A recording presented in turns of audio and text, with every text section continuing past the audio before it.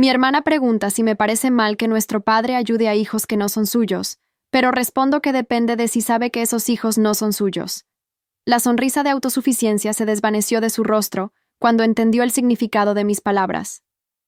Estábamos en la cena de cumpleaños número 65 de papá, rodeadas de toda la familia, cuando decidió hacer esa pregunta con esa voz dulce y venenosa que tanto conocía. Lo que no sabía era que yo tenía en mi bolso las pruebas de ADN, que acabarían con su mundo perfecto para siempre. El silencio en la mesa se volvió denso como la miel. Mamá dejó de servir el pastel, mis tíos intercambiaron miradas confusas, y papá frunció el ceño sin entender por qué su celebración se había vuelto tan tensa de repente. Rocío, mi hermana menor de 28 años, me miraba con esos ojos verdes que había heredado de mamá, pero ahora brillaban con una mezcla de desafío y pánico mal disimulado. Había pasado años construyendo su imagen de hija perfecta, esposa devota y madre ejemplar. Pero yo sabía la verdad que ella creía enterrada para siempre. Mi nombre es Esperanza. Tengo 32 años. Y durante los últimos 5 años he sido testigo silencioso de cómo mi hermana permitía que nuestro padre criara y mantuviera económicamente a 2 niños que no eran sus nietos biológicos. Trabajando como técnica de laboratorio en el hospital municipal, tenía acceso a recursos que Rocío nunca imaginó que usaría contra ella, porque aunque mi hermana creía que había logrado el engaño perfecto, no contaba con que yo descubriría sus secretos más oscuros. Todo comenzó hace 5 años, cuando Rocío llegó a casa de nuestros padres con lágrimas en los ojos y un bebé de apenas 3 meses en brazos. Su esposo Patricio había muerto en un accidente de motocicleta, según nos contó, dejándola viuda y sin recursos para mantener al pequeño Sebastián. Papá, que siempre había sido un hombre de corazón blando, especialmente con Rocío, inmediatamente abrió las puertas de nuestra casa familiar y su billetera para ayudarla. «No te preocupes, mi niña», le había dicho mientras acariciaba la cabecita del bebé. «Este es tu hogar y Sebastián es mi nieto. Nunca les faltará nada». Mamá había asentido con lágrimas en los ojos, abrazando a su hija menor como si pudiera protegerla de todo el dolor del mundo. Yo observaba la escena desde la escalera, sintiendo una extraña punzada en el estómago. Algo no cuadraba en la historia de Rocío, pero no podía identificar exactamente qué. Los meses siguientes fueron una montaña rusa emocional para toda la familia. Papá se dedicó en cuerpo y alma a cuidar de Sebastián, comprándole ropa cara, juguetes educativos y hasta abriendo una cuenta de ahorros para su educación universitaria. Mamá se convirtió en la abuela más devota del mundo, cuidando al niño cuando Rocío necesitaba tiempo para sanar o buscar trabajo. Yo continuaba viviendo en mi apartamento, pero visitaba cada fin de semana y notaba cómo papá se iba agotando físicamente mientras trabajaba horas extra para mantener a su familia ampliada. Un año después de la llegada de Sebastián, Rocío anunció que estaba embarazada nuevamente. «Es de Patricio», explicó con lágrimas frescas.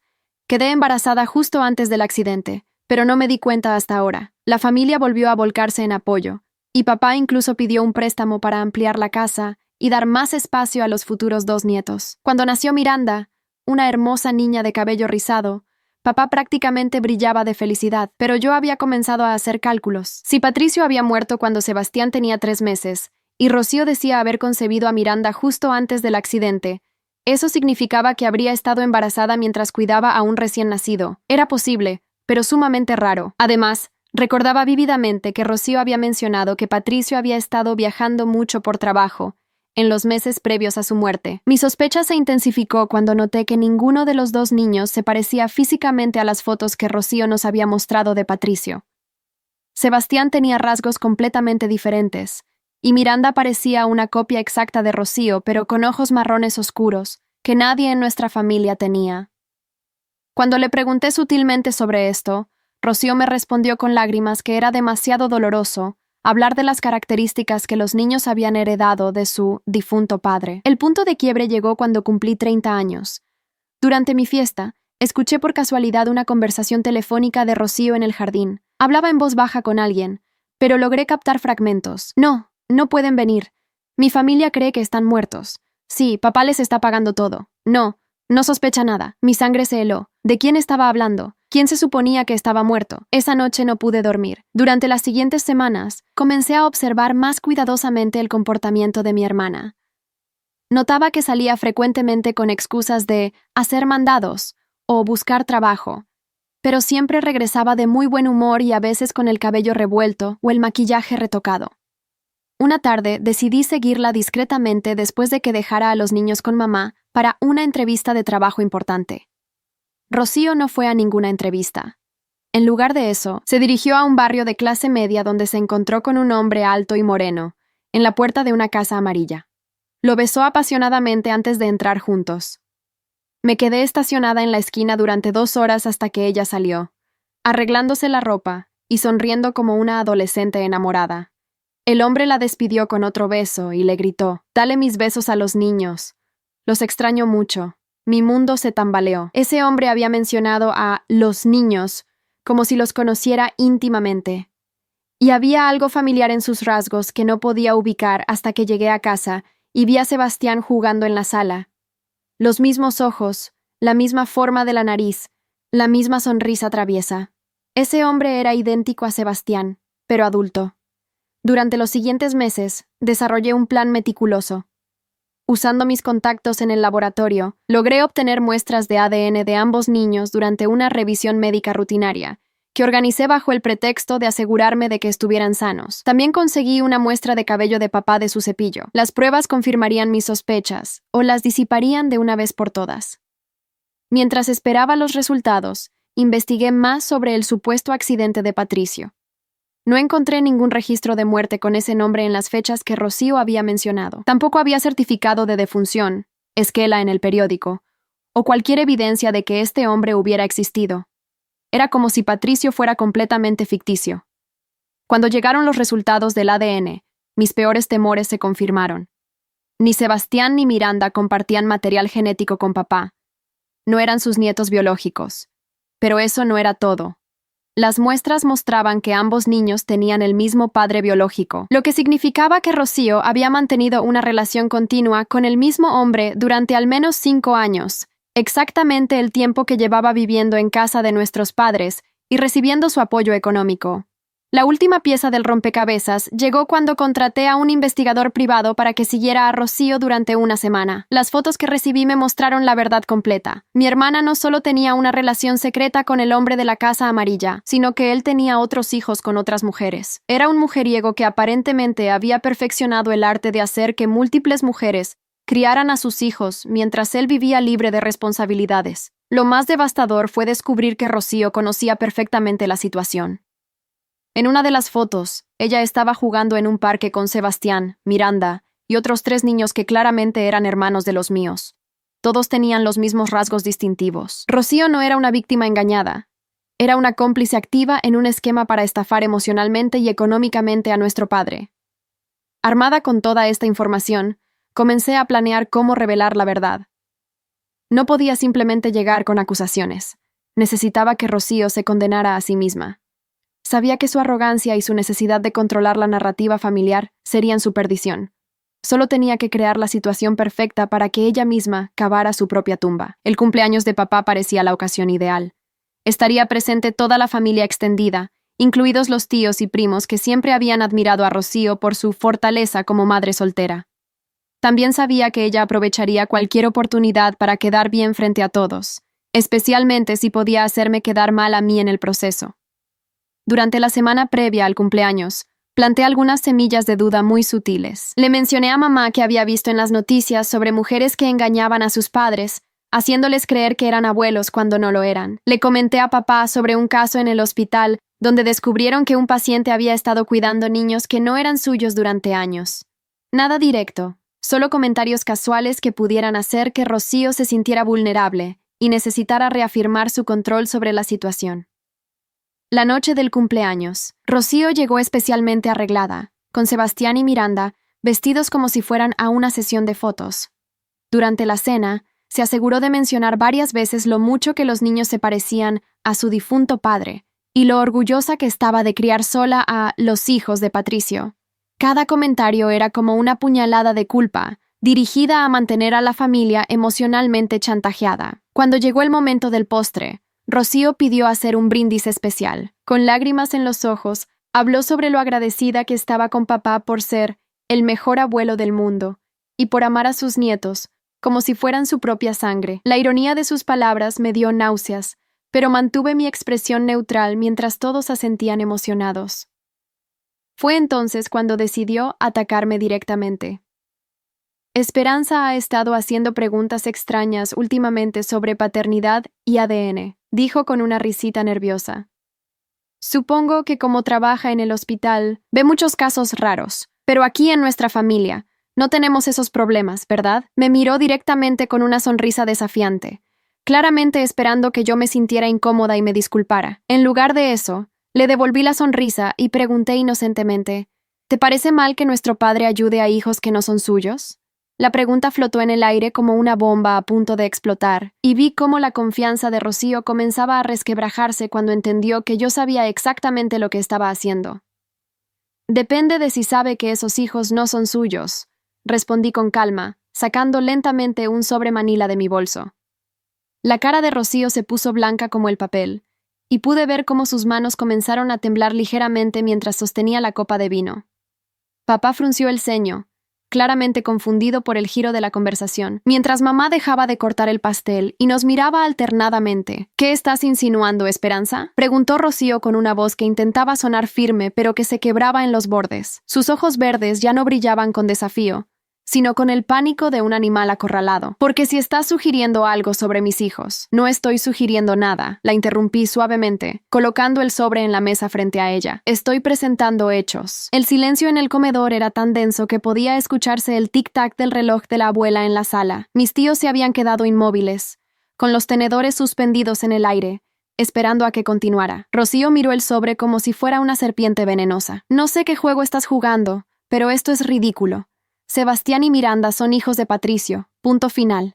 No voy a permitir que arruines el cumpleaños de papá con tus teorías conspirativas. Ábrelo, le dije simplemente. Si estoy equivocada, te pediré disculpas frente a toda la familia y nunca volveré a mencionar este tema. Sabía que su orgullo no le permitiría rechazar el desafío, especialmente frente a todos los presentes. Rocío siempre había necesitado ser vista como la hermana fuerte, la que tenía control sobre todas las situaciones. Con dedos temblorosos, Rocío abrió el sobre y extrajo los documentos. Vi cómo sus ojos se movían rápidamente por las páginas, leyendo los resultados de las pruebas de ADN. Su rostro pasó del blanco al gris ceniciento en cuestión de segundos. Los papeles se le cayeron de las manos como hojas secas. Estos deben estar equivocados, murmuró, pero su voz ya no tenía convicción. Los laboratorios cometen errores todo el tiempo. Tú misma trabajas en uno. Debes saber que también está esto, dije, sacando una segunda carpeta de mi bolso. Esta contenía las fotografías que el investigador privado había tomado de ella, con el verdadero padre de los niños. Imágenes de ella besándolo, abrazándolo, jugando con él y otros niños que claramente eran hermanos de Sebastián y Miranda. La evidencia era irrefutable. Papá se acercó lentamente y tomó los documentos con manos temblorosas. Su rostro, que momentos antes había estado radiante de felicidad por su cumpleaños, se fue descomponiendo mientras procesaba la información. ¿Qué significa esto, Rocío?, preguntó con una voz que se quebraba por primera vez desde que yo tenía memoria. Mamá se había llevado las manos a la boca, con lágrimas comenzando a brotar de sus ojos.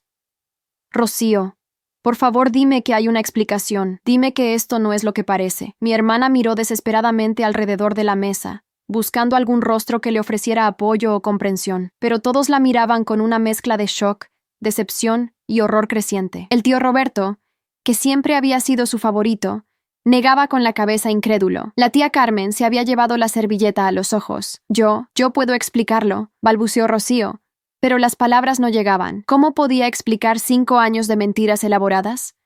¿Cómo podía justificar haber permitido que un hombre de 65 años trabajara hasta el agotamiento para mantener niños que no eran suyos? Patricio no está muerto, ¿verdad?, pregunté, aunque ya conocía la respuesta. De hecho, nunca existió un Patricio. El verdadero padre de Sebastián y Miranda es el hombre de las fotografías, el mismo hombre que tiene hijos con al menos otras 3 mujeres, según mi investigación. Rocío se desplomó en su silla como si todas las fuerzas la hubieran abandonado. No era mi intención que llegara tan lejos, susurró. Al principio solo iba a quedarme unos meses, hasta que encontrara trabajo. Pero cuando vi lo feliz que hacía a papá cuidar de Sebastián, lo feliz que lo hacía, exploté, perdiendo por primera vez mi compostura. ¿Has visto cómo se ha ido deteriorando físicamente? ¿Has notado que ya no sale con sus amigos porque no puede permitirse esos gastos? ¿Te has dado cuenta de que canceló su viaje de jubilación con mamá para pagar la educación de sus nietos? Papá dejó caer pesadamente las fotografías sobre la mesa. En una de ellas se veía claramente a Rocío riendo con el verdadero padre mientras él cargaba a Miranda. La felicidad en sus rostros contrastaba cruelmente con el dolor que ahora llenaba el comedor. 5 años, murmuró papá, más para sí mismo que para nosotros. 5 años de mi vida, de nuestros ahorros, de nuestros sueños, todo por una mentira. Su voz se endurecía con cada palabra. Esos niños ni siquiera me conocen realmente. Para ellos, soy solo el viejo que les compra juguetes mientras su verdadero padre juega con ellos en secreto. Mamá finalmente encontró su voz. ¿Dónde están Sebastián y Miranda ahora, Rocío? Su tono era peligrosamente calmado, la calma que precede a la tormenta. Con una niñera, mintió Rocío automáticamente, pero yo sabía la verdad. Están con su padre. La corregí.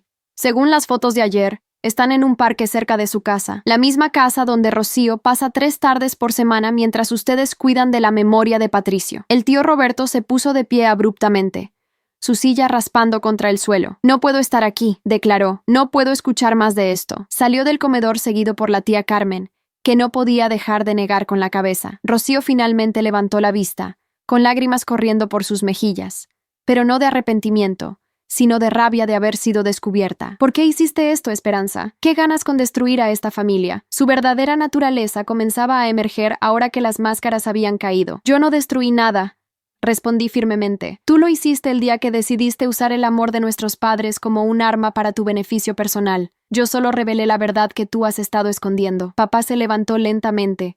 Cada movimiento parecía dolerle físicamente. Quiero que te vayas, le dijo a Rocío con una voz que no reconocí.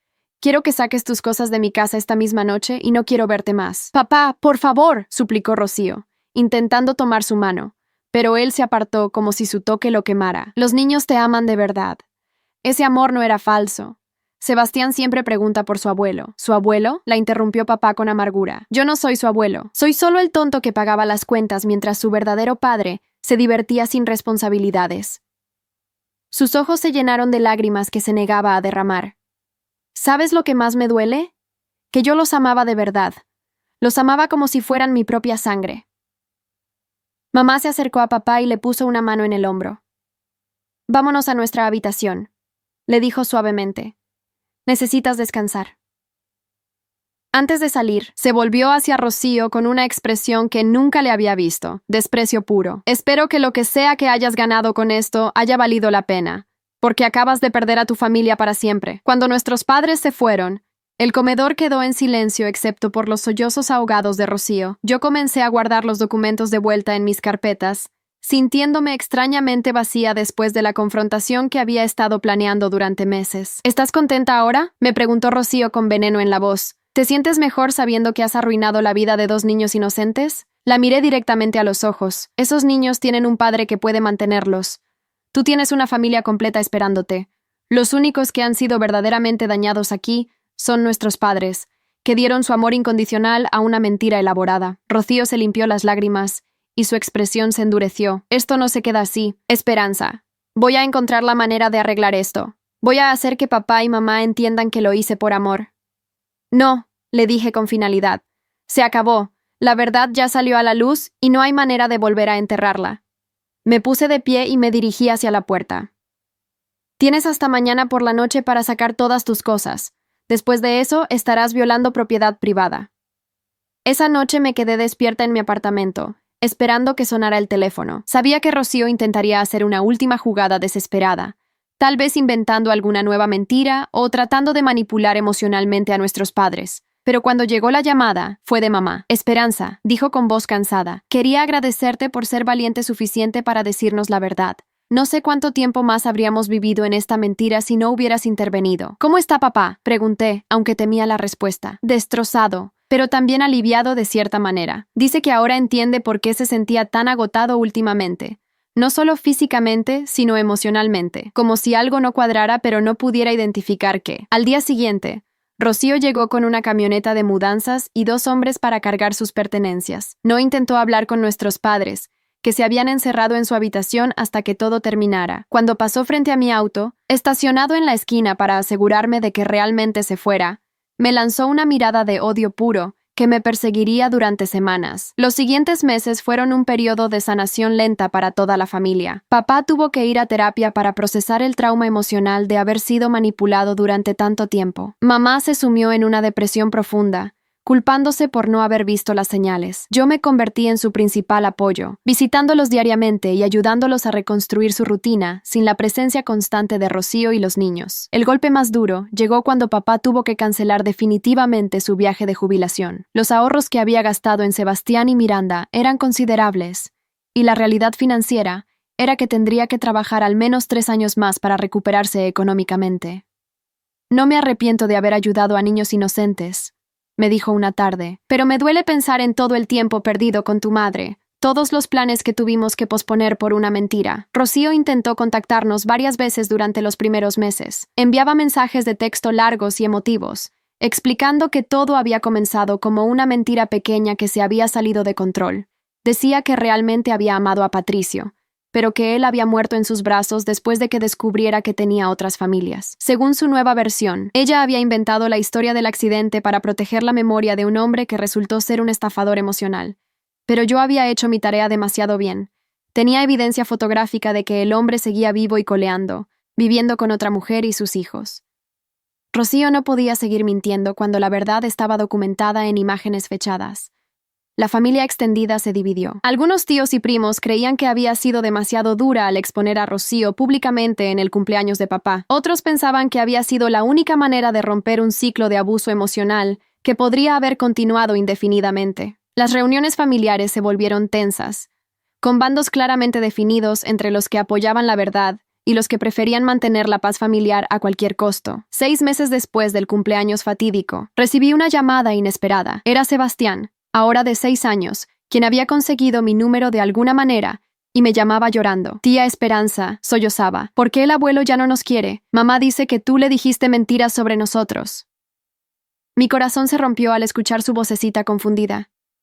Ese niño era verdaderamente inocente en toda esta situación, un peón en el juego de manipulación de su madre.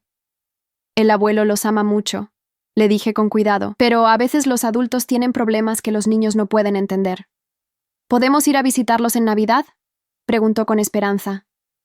Miranda extraña a la abuela, y yo extraño jugar en el jardín. Tuve que colgar después de prometerle que hablaría con nuestros padres. Sabía que era otra manipulación de Rocío, usando a los niños para intentar abrir una brecha en las defensas emocionales de la familia, pero también sabía que esos niños estaban sufriendo las consecuencias de las acciones de su madre. Cuando le conté a papá sobre la llamada, vi cómo luchaba internamente. Esos niños no tienen la culpa, murmuró. Pero no puedo fingir que son mis nietos cuando sé que no lo son. Sería volver a vivir en la mentira. Mamá fue más directa. Rocío está usando a esos niños como armas emocionales. Si realmente se preocupara por su bienestar, no los habría puesto en esta situación desde el principio. 1 año después de la revelación, la vida había encontrado un nuevo equilibrio. Mis padres habían comenzado a viajar nuevamente, aunque en una escala más modesta. Papá había reducido sus horas de trabajo y se había inscrito en clases de pintura, algo que siempre había querido hacer pero nunca había tenido tiempo. Mamá se había unido a un grupo de tejido y había hecho nuevas amigas. Rocío había desaparecido completamente de nuestras vidas. Las últimas noticias que tuvimos de ella llegaron a través de una prima lejana que la había visto en un centro comercial con los niños y un hombre que no era el padre original.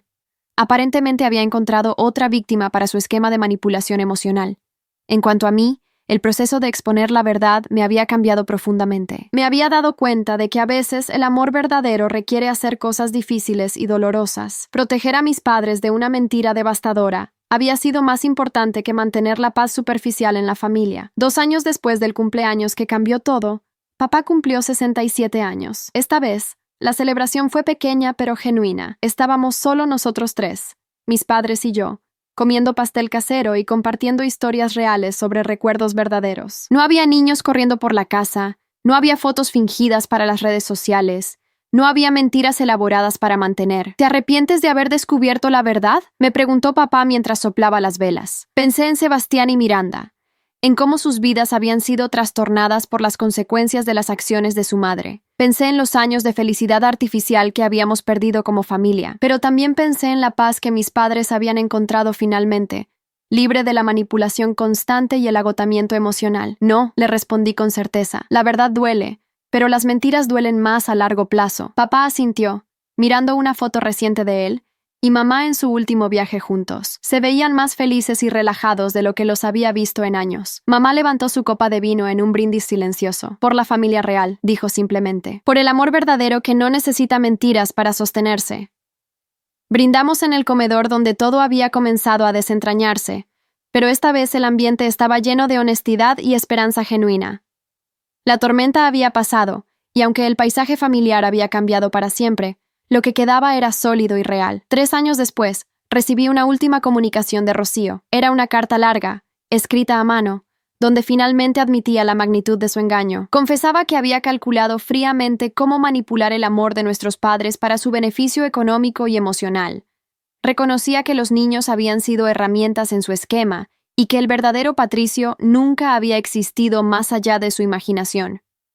La carta terminaba con una petición de perdón que llegaba demasiado tarde y sin consecuencias. Rocío había encontrado una nueva familia que manipular en otra ciudad, y solo escribía porque se sentía culpable, ahora que sus nuevas víctimas habían comenzado a hacer preguntas incómodas sobre su pasado. No le respondí. Algunas traiciones son tan fundamentales que trascienden la posibilidad de reconciliación. Mi hermana había elegido la manipulación sobre la honestidad, el beneficio personal sobre el amor familiar. No había vuelta atrás de esas decisiones. Hoy, 5 años después de aquella cena de cumpleaños, mis padres disfrutan de una jubilación tranquila y auténtica. Han viajado a lugares que siempre soñaron conocer, han cultivado aficiones que habían abandonado y han construido relaciones genuinas con sus amigos y familia extendida. Ya no viven bajo la sombra de mentiras elaboradas o la presión de mantener a una familia que existía solo en la ficción. En cuanto a mí, aprendí que la verdad es un regalo que no todos están preparados para recibir, pero que aquellos que realmente aman merecen tener. Algunas veces, proteger a las personas que amamos significa estar dispuestos a ser vistos como los villanos por quienes prefieren vivir en la mentira. Rocío sembró traición y cosechó soledad. Sus hijos crecerán sin conocer el amor estable de abuelos verdaderos, y ella vivirá siempre con el miedo de que sus nuevas mentiras sean descubiertas. Mientras tanto, nuestra familia, aunque más pequeña, es infinitamente más fuerte porque está construida sobre cimientos de verdad. La justicia no siempre llega rápido, pero cuando llega, es absoluta. Y para aquellos que manipulan el amor como un arma, el único destino posible es la soledad que ellos mismos crearon con sus elecciones. 6 años después de aquella revelación devastadora, la vida había tomado un curso que ninguno de nosotros habría podido predecir. Mis padres habían encontrado una paz que no conocían desde hacía décadas, pero el universo tenía una última lección que enseñarle a mi hermana sobre las consecuencias de sus acciones. Todo comenzó con una llamada telefónica un martes por la mañana. Era mi prima Alejandra, quien vivía en la ciudad donde Rocío había desaparecido después del escándalo. Su voz sonaba tensa y extrañamente satisfecha al mismo tiempo. «Esperanza, necesitas saber algo sobre tu hermana», me dijo sin preámbulos. «Está en todos los noticieros locales aquí. La arrestaron ayer por fraude y abandono de menores. Mi sangre se heló. A pesar de todo lo que había hecho, Rocío seguía siendo mi hermana, y pensar en Sebastián y Miranda en esa situación me partía el corazón». «¿Qué pasó exactamente?», pregunté, preparándome para lo peor. Alejandra me explicó que Rocío había repetido exactamente el mismo esquema con otra familia. Se había presentado como viuda ante un viudo adinerado llamado Fernando, quien tenía 2 hijos adolescentes. Rocío había inventado una historia sobre cómo su difunto esposo había muerto en un accidente, dejándola sola con Sebastián y Miranda. Fernando, un hombre bondadoso que dirigía una pequeña cadena de restaurantes, había abierto su hogar y su corazón a la que creía era una mujer destrozada por la tragedia. Durante casi 3 años, Fernando había mantenido económicamente a Rocío y a los niños, incluso adoptando legalmente a Sebastián y Miranda como sus propios hijos. Había pagado escuelas privadas, vacaciones familiares, y había establecido fondos educativos para todos los niños. Rocío había vivido como una reina, con una casa lujosa, automóvil nuevo y todo el dinero que pudiera necesitar. Pero su error fatal había sido la codicia. No satisfecha con la generosidad de Fernando, Rocío había comenzado a robar dinero directamente de las cuentas de los restaurantes.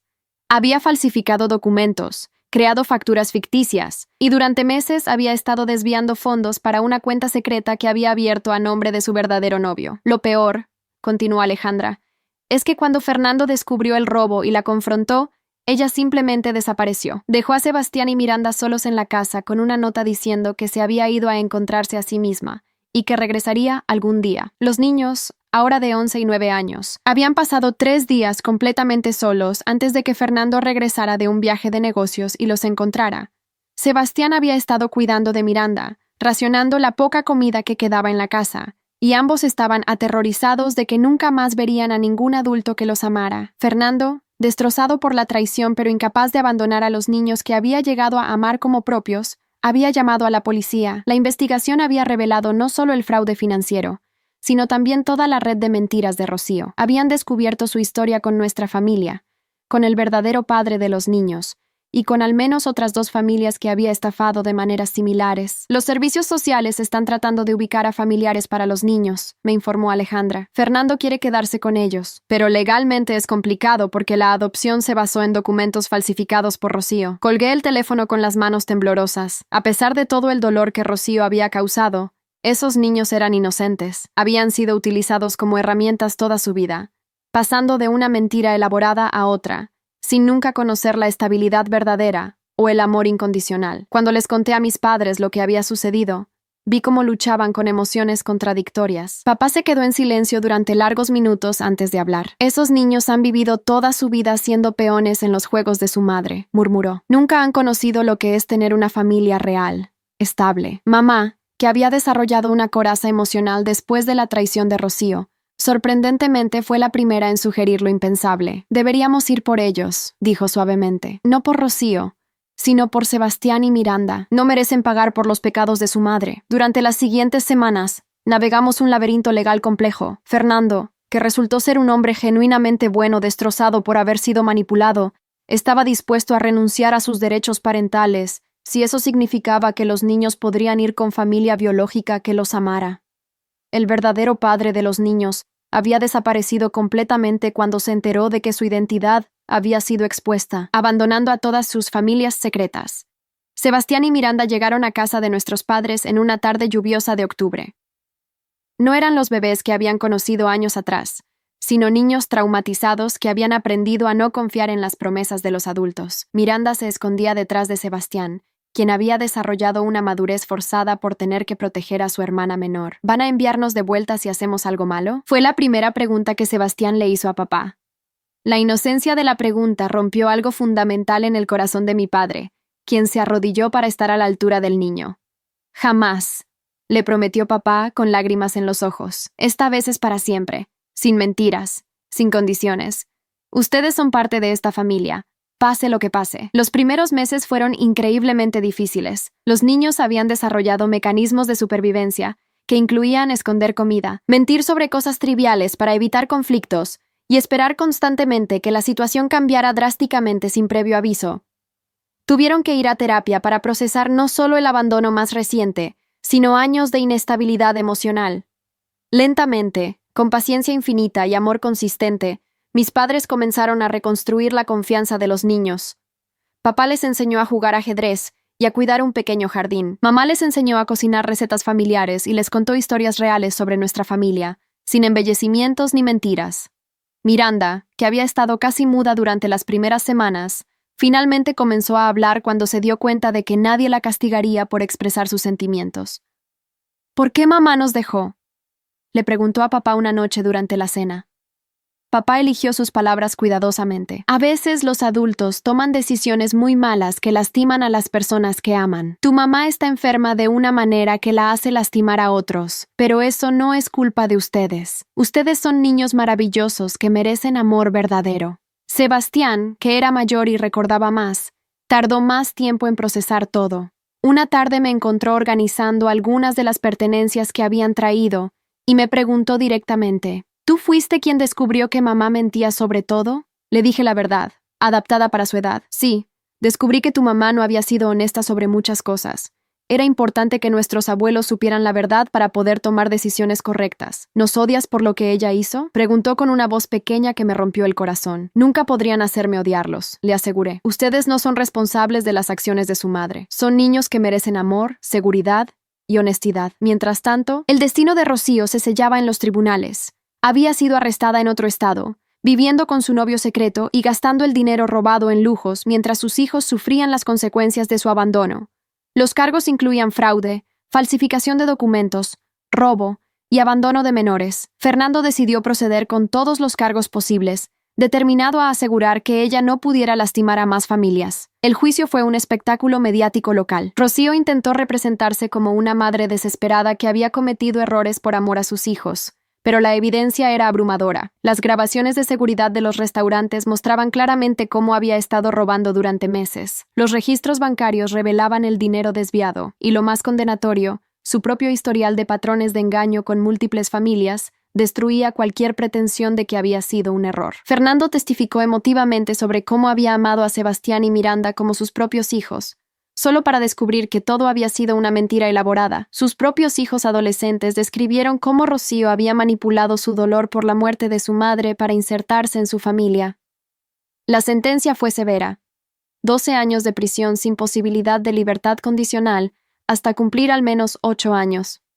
Además, tenía prohibido el contacto con Sebastián y Miranda hasta que fueran adultos y pudieran decidir por sí mismos si querían alguna relación con ella. Cuando les contamos a los niños sobre la sentencia, sus reacciones fueron mixtas. Miranda, que era más pequeña, simplemente asintió y preguntó si eso significaba que podía decorar su habitación como quisiera. Sebastián fue más pensativo. ¿Crees que algún día cambie y se vuelva una buena persona?, me preguntó. No lo sé, le respondí honestamente. Pero lo que sí sé es que ustedes están seguros ahora y tienen personas que los aman de verdad, sin condiciones. 2 años después de que llegaran a vivir con nuestros padres, Sebastián y Miranda habían florecido de maneras que parecían milagrosas. Sebastián se había convertido en un estudiante excelente, con particular talento para las matemáticas. Miranda había descubierto su amor por el arte y llenaba la casa con sus dibujos coloridos de la familia real. Papá, que ahora tenía 70 años, había encontrado una nueva energía en ser abuelo bajo circunstancias honestas. No había mentiras que mantener. No había culpa por amar a niños que podrían no ser suyos. Esta vez, el amor era puro y recíproco. Es diferente esta vez. Me confió una tarde mientras veíamos a los niños jugar en el jardín. Antes siempre había una sensación de que algo no cuadraba, como si estuviera actuando en una obra de teatro. Ahora, cuando Miranda me dice, «Te amo», abuelo, sé que es real. Mamá había encontrado su propósito, ayudando a otros niños que habían sido víctimas de manipulación familiar. Se había unido a un grupo de apoyo y eventualmente comenzó a dar charlas sobre cómo reconocer las señales de manipulación emocional en entornos familiares. En cuanto a mí, el proceso de exponer la verdad original y luego ayudar a rescatar a Sebastián y Miranda me había cambiado profundamente. Había aprendido que la justicia a veces toma tiempo, pero eventualmente prevalece. Las semillas de destrucción que Rocío había plantado con sus mentiras finalmente habían dado fruto, pero no el que ella esperaba. Fernando se mantuvo en contacto con nosotros, visitando ocasionalmente a los niños que había llegado a amar. Los niños lo llamaban Papá Fernando y mantenían una relación hermosa con él y sus hijos biológicos. Era un recordatorio de que las familias reales se forman por amor y compromiso, no solo por sangre. El último capítulo de esta historia llegó cuando Miranda cumplió 12 años. Habíamos organizado una fiesta familiar simple, con pastel casero y regalos modestos pero significativos. Mientras soplaba las velas, Miranda pidió un deseo en voz alta. «Quiero que mamá esté bien, pero que nunca regrese a lastimarnos». Era un deseo de una sabiduría desgarradora para una niña tan joven, pero reflejaba la realidad de su situación. Había aprendido a amar sin rencor, pero también a protegerse sin culpa. Sebastián, ahora de 14 años, había comenzado a hacer preguntas sobre su futuro. Quería estudiar medicina, inspirado por mi trabajo en el laboratorio. «Quiero ayudar a las personas a encontrar la verdad como tú hiciste por nosotros», me dijo un día. Esa noche, reflexionando sobre todo lo que había pasado, me di cuenta de que la historia de Rocío era una tragedia de su propia creación. Había tenido todas las oportunidades para elegir honestidad, amor real y familia genuina. En lugar de eso, había elegido repetidamente la manipulación, el engaño y el beneficio personal. Ahora pasaría los mejores años de su vida en prisión, habiendo perdido para siempre a los hijos que había usado como herramientas. Mientras tanto, Sebastián y Miranda crecían rodeados de amor verdadero, estabilidad real, y la seguridad de saber que nunca más serían peones en los juegos de otros.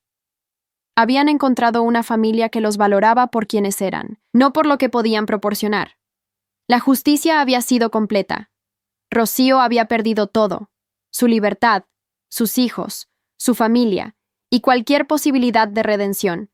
Sus víctimas, por otro lado, habían encontrado sanación, amor verdadero y la fuerza que viene de sobrevivir a la traición más profunda. Algunas historias no tienen finales completamente felices, pero tienen finales justos. Y a veces, eso es más que suficiente.